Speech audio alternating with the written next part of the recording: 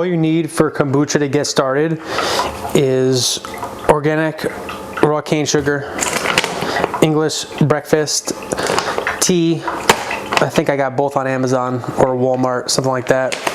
Obviously, a tea, kettle, something to get your water hot, cheesecloth, and you pretty much need 2-gallon jars.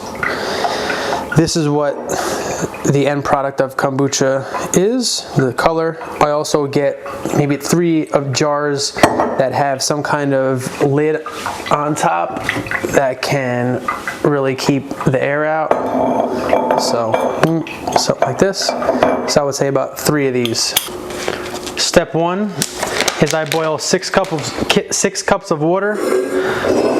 I have 6 cups of water already in there, and then I put a quarter cup of tea, and then I do about a half of that, so about an 1/8 of tea. Wait for it to boil. Then I'll put the tea, the hot water in the tea, let it simmer for 6 minutes. While that is happening, I'll do a half a cup of sugar.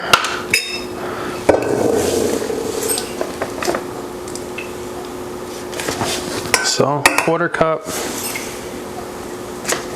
another quarter cup, stir this up.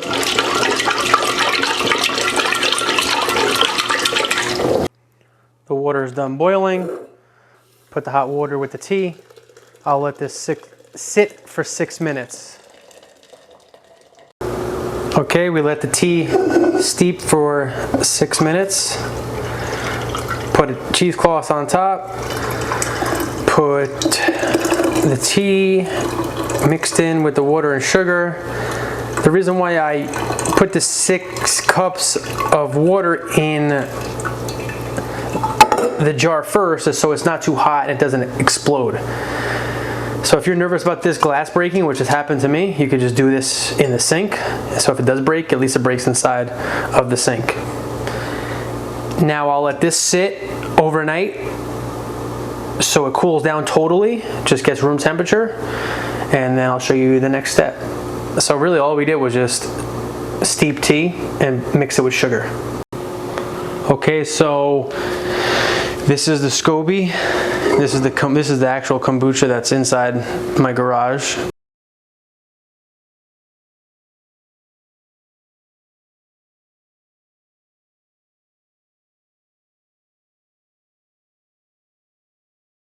This is just an old like t-shirt or pillowcase, whatever, something to get the air through but also not allow anything in, because you want to make sure that the SCOBY itself doesn't get anything in there, anything on it that would be moldy. I wash my hands thoroughly, and then I use just a cloth, paper towel to dry my hands versus like a dish towel so it's not dirty.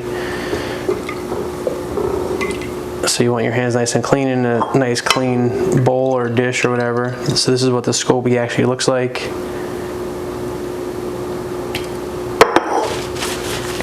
Then I'll take, this is the kombucha.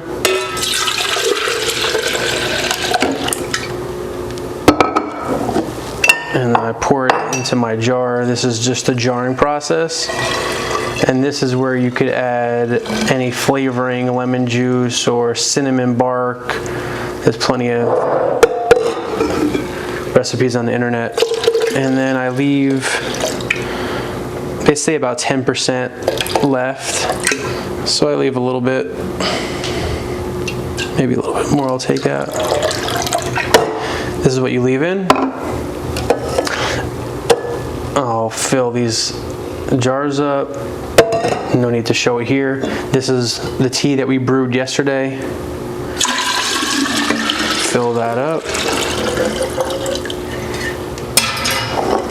Kombucha goes back.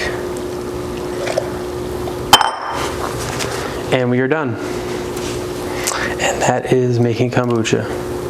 Again, this is where you add, put this in a dark room for 3 days, then open it up, put it in the refrigerator, and then you can start drinking from there.